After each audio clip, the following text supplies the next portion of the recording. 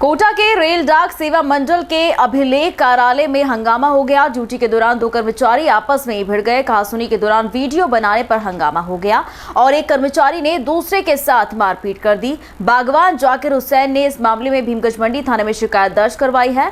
बागवान ने कर्मचारी जितेंद्र कुमार पर मारपीट व कार्यालय में तोड़फोड़ करने का आरोप लगाते हुए शिकायत दर्ज करवाई है। बागवान ने आरोप लगाया कि जितेंद्र कुमार ने उन्हें जान से मारने की धमकी भी दी है। फिलहाल भीमगंज मंडी थाना पुलिस पूरे मामले की जांच कर रही है।